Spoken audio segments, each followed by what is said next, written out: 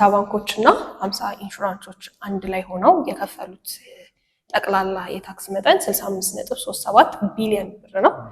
ይህ ደግሞ ብቻውን 65.84 ቢሊዮን ብር ነው የከፈለው። ኢንፍሌሽንን ቢት ለማድረግ ሰው የሚጠቀምበት አንደኛው መንገድ ሪል ስቴት በመግዛት ለሜን መኒ ስትሪም ያለው ገንዘብ የሚንቀሳቀስባቸው ሴክተሮች ከሚባሉት ውስጥ አንደኛው ይሄ ሁሉ መሟሟቅ፣ ይሄ ሁሉ የሪል ስቴት እዛና እዚህ መባል አት ኤንድ ኦፍ ዘ ዴይ የሆነ ፖይንት ላይ መቀነሱ የማይቀር ነው። ሪል ስቴት ኢንቨስትመንት ትረስት የሚገኘው ሪተርን ወይም ኢንካም ሬንታል ኢንካም የምንለው ራሱን የቻለ መመሪያ ያለው ኮሌክቲቭ ኢንቨስትመንት ስኪም የሚባል አብሮ ደግሞ ተያይዞ የሚመጣ ሪስክ አለው። የኢትዮጵያ ሪል ስቴት ማርኬት ላይ የቤቶች ዋጋ በጣም ጭማሪ እያሳየ ስለሆነ ይሄ ኮንቲኒየስ የሆነ ኢንካም አለ ስንል ሁሌ ኢንካሙ ጋራንቲድ ነው ማለት አይደለም። መግዛት ይሻላል ወይስ ማለት ሙሉ ሪል ስቴት መግዛት ይሻላል ወይስ ደግሞ ሪል ስቴት ኢንቨስትመንት ትረስት ውስጥ መግባት ይሻላል? ያመረድ የሱፍ አዲ እንዴት ነሽ? እግዚአብሔር ይመስገን። እንዴት ነህ አንተ? እሺ ሳምንትሽ እንዴት ነበር? ወዝ ጉድ። እንዴት አለፈ? አሪፍ ነበር። አንተ ጋርስ እንዴት ነበር? ቆንጆ ነበረ። እኔም ጋር አመቱ እየተገባደደ ነው። ከዚህ ጋር በተያያዘ ደግሞ የተወሰኑ አመቱን የሚዳስስ ሪፖርት ነገር ለማዘጋጀት እየሞከርን ነበረ። ኢኮኖሚ ጋር ከመመሪያዎች ጋር የናሽናል ባንክ ደግሞ በአመቱ ውስጥ ካከናወናቸው ክንውኖች ጋር እንዲሁም ደግሞ የኢትዮጵያ ካፒታል ማርኬት ባለስልጣን ካከናወናቸው ክንውኖች ጋር የተያያዘ አጠቃላይ አመቱን የሚዳስስ ሪፖርት እያዘጋጀ እንገኛለን። ሳምንቴ እሱን በመስራት ነው በአብዛኛው ያለቀው። ፐርሰናል ሪፖርት። እሺ አንተ ፐርሰናል ሪፖርት ከሰጠህን እኔ ባሳለፍነው ሳምንት ከፋይናንስ ከካፒታል ማርኬት እንዲሁም ደግሞ ከኢኮኖሚ ጋራ ምን አዲስ ነገር ነበረ መንዴይ ብሬክፋስት ኒውስሌተራችንን በወፍ በረር ዲስከስ እናድርግ። አንደኛው የናሽናል ባንክ የፎሬን ኤክስቼንጅ ኦክሽን ነው። ኦገስት 12 ላይ 25ኛው ኦክሽን ተካሂዶ ነበረ። በኦክሽኑ ላይ 28 ባንኮች ተሳትፈው ነበረ። ናሽናል ባንክ ለኦክሽኑ ያቀረበው የዶላር መጠን 125 ሚሊዮን ዶላር ነበረ። እነዚህ 28 ባንኮች ግን በጥቅሉ የጠየቁት የዶላር አማውንት 470.17 ሚሊዮን ዶላር ነበረ which is ከቀረበው ዶላር 3.8% እጥፍ ዲማንድ ብዙ ነበረ። ዲማንድ ስቲል አለ ማለት ነው የፎሬን ኤክስቼንጅ ላይ። ሁለተኛው ሌላ ትልቁ ነገር ደግሞ ከታክስ ጋር የተያያዘ ነው። ይሄ ላርጅ ታክስ ፔየር ብራንች የሚባለው ከፍተኛ ታክስ የሚከፍሉ ኩባንያዎች ብዛታቸው ከ746 ወደ 746 የሚሆኑ ከፋዮች በጥቅሉ 522.67 ቢሊዮን ብር በታክስ ከፍለዋል። ረቨኒው ኦፊሱ ይህንን ሰብስቧል። ግን የሚገርመው ነገር ከዚህ ውስጥ 254.44 የሚሆነውን 10 የሚሆኑ ኩባንያዎች የከፈሉት። በአብዛኛው ደግሞ የልማት ድርጅቶች ይባል ይሰማው ከዛ 48.71% የሚሆነውን የከፈሉት እነሱ ናቸው ማለት ነው። ከዛ ውስጥ ደግሞ በቁጥር ከፍተኛውን ታክስ የከፈለው ኢትዮ ቴሌኮም ነው። ኢትዮ ቴሌኮም 65.8 ቢሊዮን ብር የሚሆን ታክስ ከፍሏል which is the largest taxpayer ላይ የደረሰው ማለት ነው። ግን የሚገርመው እሱ ሳይሆን 50 ባንኮች እና 50 ኢንሹራንሶች አንድ ላይ ሆነው የከፈሉት ጠቅላላ የታክስ መጠን 65.37 ቢሊዮን ብር ነው። ይህ ደግሞ ብቻውን 65.84 ቢሊዮን ብር ነው የከፈለው። ከባድ እሱ ነው ያለው። ከታክስ ጋር በተያያዘ ከካፒታል ማርኬት ጋር በተያያዘ የመጀመሪያው የማይክሮ ፋይናንስ ኢንስቲትዩሽን ሼሮች ሬጅስተር ተደርገዋል። የኢትዮጵያ ካፒታል ገበያ ባለስልጣን ላስት ዊክ ላይ 234,388 የሚሆኑ የመባ ማይክሮ ፋይናንስ አክሲዮኖችን ሬጅስተር አድርጓል። የፋይናንስ ተቋማት አልተቻሉም ያልና ሌላኛው የኢትዮጵያ የሰነደ ሙዓለ ንዋዮች ገበያ የማርኬት ፐርፎርማንስ ነው። ላስት ዊክ ከኦገስት 10 እስከ ኦገስት 14 ድረስ የነበረው ማለት ነው። 25,258 የሚሆኑ ሼሮች ተሽጠዋል። ከዛ ውስጥ ማለት በ470 ትሬድስ ሀፕን አድርጓል። 46 ሚሊዮን የሚሆን ገንዘብ በኢኩዊቲ ትራንዛክሽን በኩል ተከናውኗል ማለት ነው የነበረው። ኢንተርባንክ መኒ ማርኬቱ ላይ ደግሞ 28 ቢሊዮን ብር ተገበይቷል ማለት ነው። ሌላ ምንድነው ከባንኮች ፐርፎርማንስ ጋራ የሲንቄ ባንክ ከትርፍ በፊት 10.7 ቢሊዮን ብር ከታክስ በፊት 10.7 ቢሊዮን ብር ትርፍን አስመዝግቧል። አጠቃላይ ንብረቱን ወደ 216.2 ቢሊዮን ብር ያደረሰ ሲሆን የብድር መጠኑ ደግሞ 127.7 ቢሊዮን ብር ደርሶበታል። የባንኩ ፐርፎርማንስ እንግዲህ ያለው ይሄ ነው። አይ ቲንክ ያ ይሄን ይመስላል የመንዴ ብሬክፋስት ኒውስሌተር። የመንዴ ብሬክፋስት ስቶሪስ የኒውስሌተሩን ለማግኘት የምትፈልጉ ሰዎች ኢሜይል እንዲገባላችሁ የምትፈልጉ በዌብሳይታችን ላይ ገብታችሁ የኒውስሌተር የሚለው ሴክሽን ላይ ስትገቡ እዛ ጋር ሰብስክራይብ ማድረግ ትችላላችሁ ማለት ነው። እዚህ ጋር እናስቀምጥላችኋለን እንዴት አድርጋችሁ ሰብስክራይብ እንደምታደርጉ እና ብዙ መረጃዎችን በጣም በቀላሉ ዳይጀስት እንድታደርጉ በሚያግዝ መንገድ የሚዘጋጅ የኒውስሌተር ስለሆነ እሱን ብታዩና ብትጠቀሙበት መልካም ነው ብለን እናስባለን። በመሀል የማስታወቂያ ብሬክፋስት ስቶሪስ ስፖንሰራችን ነው የተደረገ ፖድካስት ነው። እሺ ዛሬ ስለምን እናወራ? ምንድነው ይሄ ዳታ ድሪቭን የሆነ ነገር አይደለም፣ ግን ዩዥዋሊ ሜን መኒ ስትሪም ያለው ገንዘብ የሚንቀሳቀስባቸው ሴክተሮች ከሚባሉት ውስጥ አንደኛው ብዙ ገንዘብ የሚንቀሳቀስበት ሪል ስቴት። ኖርማሊ ሪል ስቴት ኢንቨስትመንት ቢኖረው ሁሉም ሰው ይመኛል፣ ላይክ ቤት መግዛት፣ አፓርትመንት ወይ ደግሞ ኦፊስ መሬት መግዛት ማለት ነው። ግን እሱ በጣም ኤክስፔንሲቭ ነው። ግን ዋት ኢፍ ዜር ዋዝ የሆነ ኤክስፖዠር የሆኑ ትንንሽ ገንዘብ ያላቸው ሰዎች ገንዘባቸውን ፑል አድርገው ሰብስበው ሪል ስቴት ላይ ኢንቨስት ማድረግ ቢችሉ ብለን ስንጠይቅ ዴር ኢዝ እንደሱ አይነት ኮንሰፕት which is ሪል ስቴት ኢንቨስትመንት ትረስት የምንለው ማለት ነው። ሶ ዛሬ የምናወራው ስለ ሪል ስቴት ኢንቨስትመንት ትረስት ይሆናል ማለት ነው።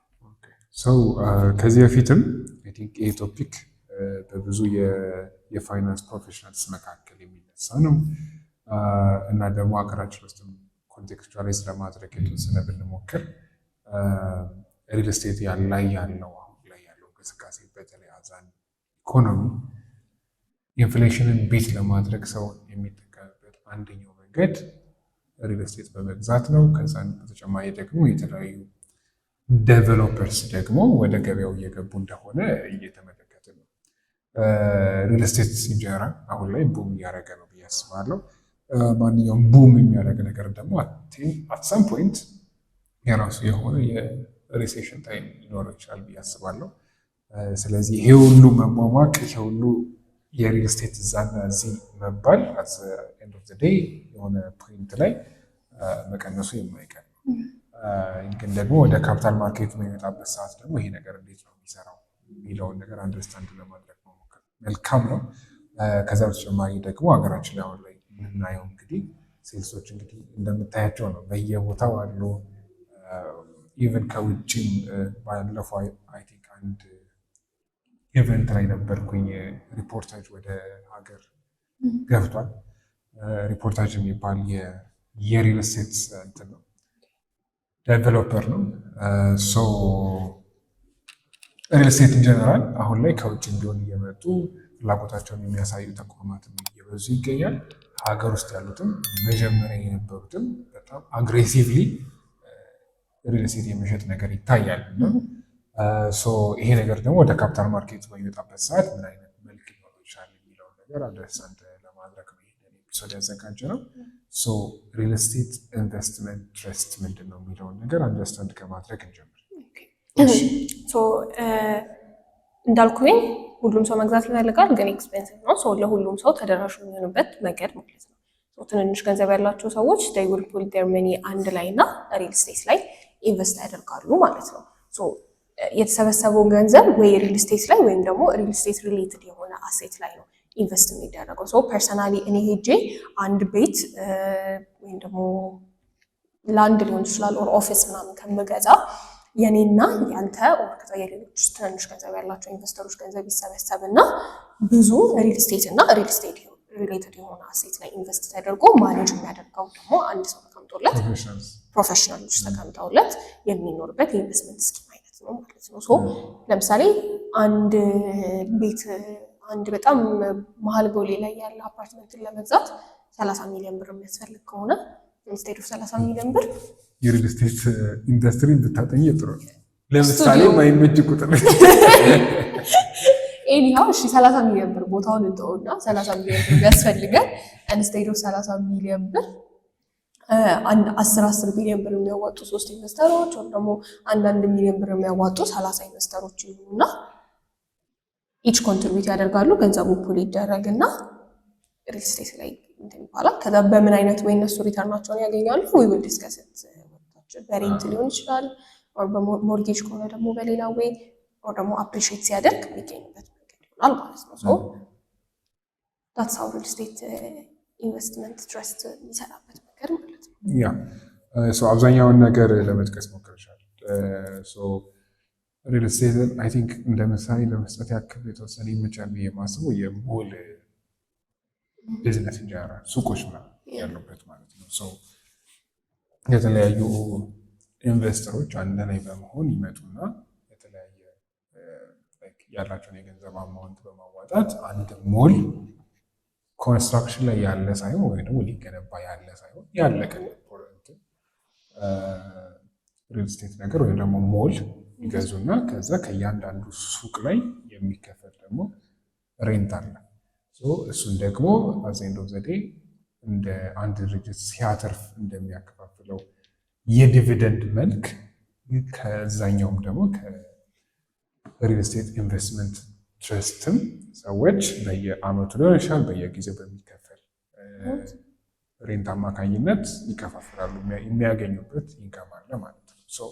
ይሄ ግን እንዴት ነው ካፒታል ማርኬት ላይ በሚመጣበት ሰዓት ገቨርን የሚደረገው የሚለውን ነገር አንደርስታንድ ማድረግ አስፈላጊ ነው። ፎርዛት ራሱን የቻለ መመሪያ ያለው ኮሌክቲቭ ኢንቨስትመንት ስኪም የሚባል ይሄም ማለት ነው የተለያዩ ኢንቨስተሮች ባላቸው የብር መጠን ሳይገደቡ ትንሽም ሊሆን ይችላል ትልቅም ሊሆን ይችላል አንድ ላይ በማምጣት አንድ ፕሮፌሽናል ገንዘባቸውን የሚያስተዳድርበት ፕላትፎርም ነገር ነው ማለት ነው። የሪል ስቴቱ ከኮሌክቲቭ ኢንቨስትመንት ስኪም አንደኛው ፓርት ነው ማለት ነው። ያለሽ የብር አማውንት ሳይገድብሽ ባለሽ መጠን የሆነን አሴት ኦን ስታደርግ ወይም ደግሞ ለምሳሌ አሁን እኛ ሀገር ላይ ምሳሌ ለመስጠት ትላልቆቹ ዘፍሚሽ ለምሳሌ አሁን እዛ ላይ የሆነ ሱቅ ሄደሽ ለመግዛት ብታስቢ በጣም ውድ ነው የሚሆነው ለአንድ ግለሰብ ሲሆን ማለት ነው። በዘፍምሽ ላይ ያሉ ግን የተለያዩ ሱቆች አሉ። ከእያንዳንዱ ላይ የተለያዩ ኢንቨስተሮች አንድ ላይ ይሰበሰቡና የዘፍምሽን ፕሮፐርቲ ከገዙት በኋላ ከዛ የሚመጣውን ሬንት ደግሞ ይከፋፈሉታል ማለት ነው። ይህንን የሚያስተዳድር አካል ደግሞ ፕሮፌሽናልስ ነው። እነሱ ደግሞ ምን ያህል ነው ገንዘብ ልናወጣ የሚገባው፣ እንዴት ነው የምናስተዳድረው ያንን ገንዘብ የሚለውን ነገር ለምሳሌ አሁን ከቤቱ ላይ የሆነ ሰው ሊለቅ ይችላል። ያን ጊዜ ደግሞ ሱቁ ባዶ ነው የሚሆነው፣ የሚከፈልም ሬንት የለሽም። ከዛ እሱን ደግሞ ደመኒ ኢንጀነራል እንዴት አድርግቶ ማኔጅ ይደረጋል የሚለውን ነገር ከዛ እንደገና ደግሞ መከፈል ያለበት ኢንቨስተሮቹ የሚከፈለውን ነገር በአጠቃላይ የሚወስነው ፕሮፌሽናል ነው ማለት ነው። ስለዚህ ይሄ ነው ኢንጀነራል ሪት ማለት እና የሚተዳደርበትን መመሪያ እሱ ይመስላል። ኮሌክቲቭ ኢንቨስትመንት ስኪም ግን እስካሁን ድረስ አዚ መመሪያ የፍትህ ሚኒስቴር እንደገባ የመጨረሻው የሰማሁት ነገር እሱ ነው። ግን እስካሁን ድረስ የጸደቀ አይመስለኝም። በሚቀጥሉት የተወሰኑ ጊዜያቶች ግን ጸድቆ ወደ ስራ በሚገባበት ሰዓት ይህም አንድ የኢንቨስትመንት ኦፖርቹኒቲ ሆኖ ይመጣል ብዬ አስባለሁ። አሁን አንተም እንዳልከው ዩዥዋሊ ከሪል ስቴት ኢንቨስትመንት ትረስት የሚገኘው ሪተርን ወይም ኢንካም ሬንታል ኢንካም የምንለው ኦፊሶቹ ሲከራዩ አፓርትመንቶችም ይሆናል። ሰምታይምስ አሁን ዌርሃውሶችም ሊሆኑ ይችላሉ ወይም ቤቶችም ሊሆኑ ይችላሉ። ብዙ ቤቶች አንድ ላይ ያላቸው ቤቶች ሊሆኑ ይችላሉ ማለት ነው። አንዱ ዌይ ከምንድን ነው ከሬንታል ከሪል ስቴት ኢንቨስትመንት ትረስት የምናገኘው አንደኛው ኢንካም ኢን ዘ ፎርም ኦፍ ሬንታል ኢንካም ነው የሚሆነው ማለት ነው። ሌላኛው ደግሞ ፕሮፐርቲ አፕሪሺዬሽን ነው የምንለው ካፒታል አፕሪሺዬሽን ማለት ነው። በ100 ሚሊዮን ብር የተገዛ ሪል ስቴት 150 ወይ 130 ሚሊዮን ብር የሚመጣ ከሆነ አፕሪሺዬት ያደርጋል። ያው ነሰሰርሊ ለዛ ስኪም ያዋጡት ወይም ደግሞ ገንዘባቸውን ፑል ያደረጉት ሰዎች ገንዘብ ያገኛሉ ማለት አይደለም። ካፒታል አፕሪሺዬት ሲያደርግ እስካልተሸጠ ድረስ ገንዘቡ ሪያላይዝ አይደረግም። ግን ያላቸው እንትን እያደገ ይሄዳል ማለት ነው። ካፒታላቸው እዛ ኢንቨስትመንት ላይ ያላቸው ካፒታል እዛው እያደገላቸው ይሄዳል ቫሉዌሽን ሲሰራ ማለት ነው። በዛው ገንዘብ ይገኛል። ሶ በሁለት አይነት መንገድ ኢንቨስተሮች ሪተርን ሊያደርጉ ይችላሉ ማለት ነው። ፖቴንሻሊ ዲስትሪቢዩት በሚደረግ ሪተርን ከሬንት በሚገኝ ሊሆን ይችላል። ወር ደግሞ ካፒታሉ አፕሪሺየት ሲያደርግ ወይ ፕሮፐርቲው አፕሪሺየት ያደረገ ሲሄድ ደግሞ ያላቸው አማውንት እየጨመረ ይሄዳል ማለት ነው። ግን እንደ ማንኛውም ኢንቨስትመንት እንደሆነ መረሳት የለበትም። እዚህ ጋር ሪተርኑ ጋራንቲድ አይደለም። ፕሮፐርቲ ፐርፎርማንሱ ማተር ያደርጋል። ላይክ የሬንቱ መጠን መጨመር ምናምን ፐርፎርማንሱ ማተር ያደርጋል። ማኔጅመንቱም እዛ ማተር ያደርጋል። ከዛ ደግሞ የሬንቲንግ ማርኬቱም እዛ ላይ ያለው የሬንት እንትን ይላል ማተር ያደርጋል ማለት ነው። እንደ ማንኛውም ኢንቨስትመንት የራሱ የሆነ ሪተርን እና አብሮ ደግሞ ተያይዞ የሚመጣ ሪስክ አለው ማለት ነው። ሶስተኛው ለምን መግዛት ይሻላል ወይስ ማለት ሙሉ ሪል ስቴት መግዛት ይሻላል ወይስ ደግሞ ሪል ስቴት ኢንቨስትመንት ትረስት ውስጥ መግባት ይሻላል? መቆነጣጠር ይሻላል ወይስ አንድ ይሻላል ማለት ነው። ኖሮ ቢኖርህ ራሱ ገንዘቡ አለመኖር ብቻ ሳይሆን ገንዘቡ ቢኖር እንኳን ራሱ ሙሉ ሪል ስቴት መግዛት ይሻላል ወይስ ትንሽ ገንዘብ እነዚህ ትንሽ ገንዘብ ይሻላል? that's actually የፐርሰናል ዲሲሽን ግን ደግሞ ኢንቨስትመንት ምንድን ነው የሚባለው እንደ ፋይናንስ ፕሮፌሽናል ስናየው ግን ዳይቨርሲፊኬሽን የሚባል ኮንሰፕት አለ። Don't put your eggs in all of your eggs in the same basket. ያለንን ገንዘብ በሙሉ አንድ ነገር ላይ ኢንቨስት ሲደረግ በራሱ የቻለ ደግሞ ሪስክ አለው። ከዛ ደግሞ ያለንን ገንዘብ ደግሞ የተለያየ ባስኬት ውስጥ ደግሞ ስናስቀምጥ ሪስኩን በዛው ልክ ደግሞ የመቀነስ እድል አለው። ኢንቨስትመንት ሩል ነው ጀነራል ማለት ነው። ለምሳሌ አሁን አንድ ሪል ስቴት ለምሳሌ ብትገዢ ከዛ በኋላ እሱን ደግሞ ብታከራየው አትሳም ፖይንት ደግሞ ያ የተከራየው ሰው ቢለቅ ዩር ኢንካም ይቋረጣል ማለት ነው አዛት ፖይንት። ከዛ በተጨማሪ ደግሞ ከሊኩዲቲ አንጻር ብናየው ለምሳሌ የሆነ ሰው ሪል ስቴት አለው ከዛ እሱን ደግሞ ለመሸጥ ቢያስብ የሚወስድበት የታይም ጊዜ አለ። እሱን ነገር ከቨር ለማድረግ ይቸገራል ማለት ነው። ገዢ ለማግኘት እንጀራ አስቸጋሪ፣ በተለይ አሁን ባለ ጊዜ ገዢ ለማግኘት አስቸጋሪ ይሆናል። ከዛ በተጨማሪ ደግሞ ዳይቨርሲፋይ በምታደርግበት ሰዓት ኮንቲኒስ የሆነ ኢንካም ነው የምታገኘው። ዳይቨርሲፋይ ማድረግ ብቻ ሳይሆን ደግሞ ሪትስ ላይ ኢንቨስት በምታደርግበት ሰዓት ኮንቲኒስ የሆነ ኢንካም ነው የምታገኘው ምንም እንኳን የሬንቱ መጠን ቢቀያየርም እንኳን ማለት ነው። ከዛ በተጨማሪ ደግሞ ይሄ ነገር ካፒታል ማርኬት ላይ ሊስት የሚደረግ ወይም ደግሞ ኦቨር ዘ ካውንተር ላይ ወይ ደግሞ በሜን ማርኬት ላይ ልትገበያዩ የምትችል ሰነድ ነው፣ ሴኪሪቲ ነው። ሊኩዲቲ ላያሳስብ ይችላል ማለት ነው። ገዥና ሻጭ በቀላሉ ሼር መሸጥ በጣም ቀላል ስለሚሆን ማለት ነው።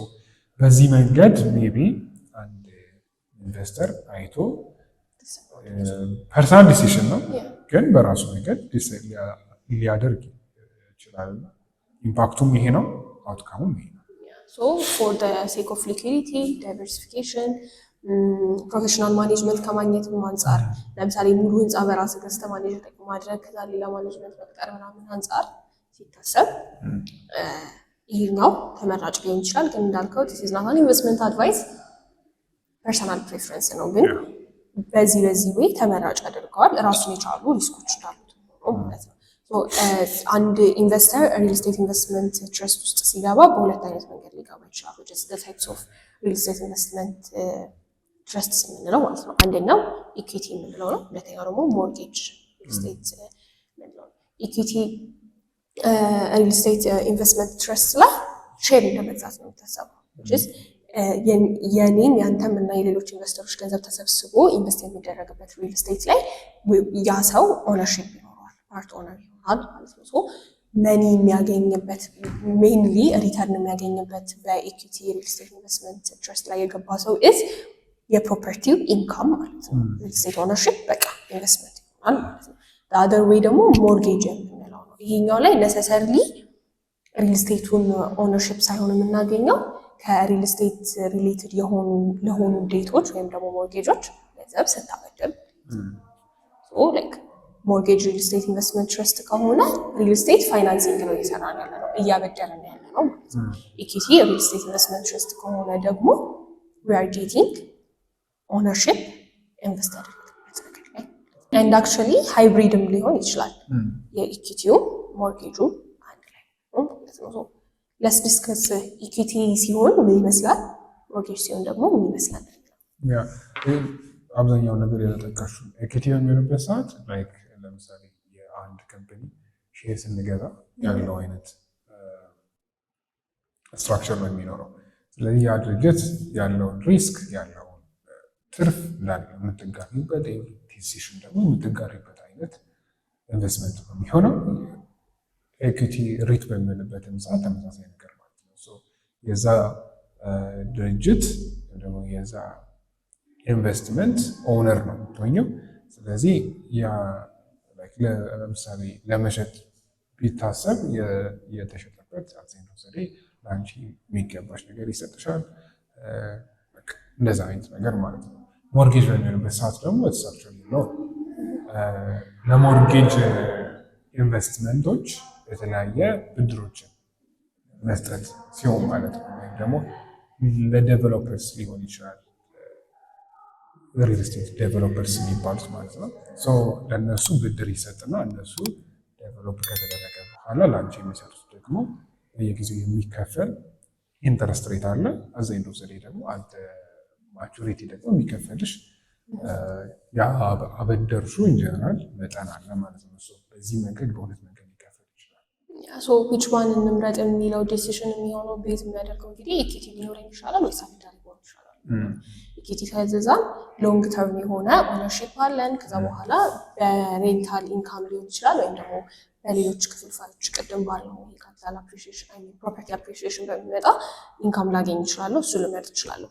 ሞርጌጅን ደግሞ ጋር ስንመጣ ኦነርሺፕ የለም፣ ግን ደግሞ ኢፍ ሰምቲንግ ጎዝ ሮንግ ራሱን ዩል ቢ ዘ ፈርስት ቱ ጌት ሪተርን ብዙ ሪስኩ አነስተኛ ይሆናል ማለት ነው። ግን ከሪተርን አንጻር ስናስበው ደግሞ የራሱ የሆነ ለውጥ ይኖረዋል ማለት ነው። እሱን እንትን ሰርተን ነው ዲሳይድ የምናደርገው ማለት ነው። ለምን እንትን ላይ የሆነ አንድ ኢንቨስተር መጥተዋል ወይ ወደ ኢንቨስቶን ሪል ስቴት ኢንቨስትመንት ትረስት ላይ ቢለን የምንሰጠው ምንድን ነው ጠቀሜታ ማለት ነው? ምን ጠቀሜታ አገኛለሁ? የመጀመሪያው ኢንካም ነው፣ ኮንቲኒስ የሆነ ኢንካም። ምክንያቱም ሪል ስቴቶቹ ወይም ደግሞ የተከራየው ሪል ስቴት የሚከራይ ቤት ብቻ እንዳታስብ፣ ላይክ ሱቆች ምናምን የተለያየ ነገር እሱ በሚከራይበት ጊዜ ከዛ በሚመጣው ኢንካም እንትን ይላል። ሁለተኛ ደግሞ አንቺ ቅድም እንደጠቀሽው የካፒታል አፕሪሺዬሽን አለ። ከጊዜ ወደ ጊዜ ደግሞ የኛን ደግሞ የሪል ስቴት ማርኬት በምናይበት ሰዓት በጣም እያደገ መጥቷል እና በካፒታል አፕሪሺዬሽን ውድ የሆነ ሲመጣ መጀመሪያ የገዛ ነው የተወሰነ የሼር መጠን ልበለው የሪት ሼር ማለት ነው። የእሱ መጠን የምናገኘው ልንሸጥ በምንፈልግበት ጊዜ የምናገኘው ኢንካም አለ ማለት ነው። ከዛ ተጨማሪ ደግሞ ዳይቨርሲፊኬሽን የተለያየ የኢንቨስትመንት አማራጮች ውስጥ ገንዘባችንን ኢንቨስት ለማድረግ በምናስብበት ሰዓት ሪትስ አንደኛው አማራጭ ሊሆን ይችላል ማለት ነው። ጨምራለ መጨመሪያው የለም። እኔ ሪሌትድ ሪስኮቹን ሊስት ባደርጋቸው አንደኛው የፕሮፐርቲ ሪስክ ነው። ቅድም ፕሮፐርቲ አፕሪሺዬሽን ሊኖር ይችላል። ዩ ካን ጌት ብለን ነበር። አንተ አሁን እንዳልከው የኢትዮጵያ ሪል ስቴት ማርኬት ላይ የቤቶች ዋጋ በጣም ጭማሪ እያሳየ ስለሆነ ብዙ ሰው ቅድም ብለዋል፣ ኢንፍሌሽንን ቢት ለማድረግ የሚጠቀመው የኢንቨስትመንት አይነት እሱ ነው ብለን ነበር። ግን ሰም ኢኮኖሚክ ኮንዲሽኖች መጥተው የፕሮፐርቲ ቫሊዩ ፎል ሊያደርግ ይችላል። አንድ እሱ። ሁለተኛው ቫካንሲ ሪስክ ነው። ቤት ዩዥዋሊ አሁንም ከሪል ስቴት ኢንቨስትመንት ላይ የሚገኘው ኢንካም ሬንታል ኢንካም ብለን ነበረ። ድንገት ተነስተው ቢለቁስ፣ ለምሳሌ ልብስ ቤቶች ነበሩ እንዳለ ምናምን፣ የልብስ ማርኬቱ አልሆነላቸውም፣ ሁሉም ቢለቁ ከላም እንደዚህ አይነት ሪስክ ይችላል። ይሄ ኮንቲኒየስ የሆነ ኢንካም አለ ስንል ሁሌ ኢንካሙ ጋራንቲድ ነው ማለት አይደለም። ጀስት ፖሲቢሊቲው ስላለ ነው። ሌላኛው ኢንትረስት ሬት ሪስክ ነው። በሞርጌጅ ከሆነ የገዙት ፋይናንሲንግ ኮስት ሊቀያየር ይችላል። በፍሎቲንግ ኢንትረስት ሬት ከሆነ አፍተር ቫሉዌሽን ሲሰራ ኢንተረስት ሬቱን ሊያወርድባቸው ይችላል ማለት ነው። ሌላኛው ማኔጅመንት ሪስክ ነው። አንደኛው የሚያገኙት ቤኔፊትስ ፕሮፌሽናል ማኔጅመንት ስላለን ብቻ ጥሩ ላይሆን ይችላል። ፖር ማኔጅመንት ካለ ፖር ዲሲሽኖች ሊመጡ ይችላሉ። እነዛ ፖር ዲሲሽኖች ደግሞ ዳይሬክትሊ ሪተርኑ ላይ ሪፍሌክት ሊያደርጉ ይችላሉ። ሊኩዲቲ ሪስክም አለ። የሪል ስቴት ማርኬቱ ጥሩ ካልሆነ ወይ ሰማን ባይ የእናንተን ሊሆን ይችላል። ከዛ የማርኬት ሪስክም አለ። ያው ስለ ሊስት ከተደረገ ይሄ የሪል ስቴት ኢንቨስትመንት ትረስቱ ፕራይሱ ሊጨምርም ሊቀንስም የሚችልበት ጊዜ ስላለ ይሰጣሉ ማለት ነው። ሶ ይሄኛው ሪል ስቴት ኢንቨስትመንት ትረስት የምንለው ለብዙ ኢንቨስተሮች ወደ ሪል ስቴቱ ለመግዛት አክሰስ ይሰጣቸዋል። ነገር ግን ሙሉ ለሙሉ የኢንቨስትመንት ሪስክን አቮይድ ያደርጉበታል ማለት ነው። ሁሌ ኢንቨስትመንት እስከሆነ ድረስ ሪተርን አለ፣ ደግሞ ሪስክ አለ። የኢንቨስትመንት ኢንስትሩመንት እንደመሆኑ ሪትስ አይ ቲንክ አፍሪካ ሀገራቶች ላይ የተወሰነ የተሞከረባቸው ሀገራቶች ነበሩ። አብዛኛው ላይ ስኬታማ አልነበረም። እኛ ሀገር ግን ሪል ስቴት ላይ የተወሰነ ሜይ ቢ እንቅስቃሴዎች ስላሉ ስኬታማ ሊሆን ይችላል ብዬ አስባለሁ።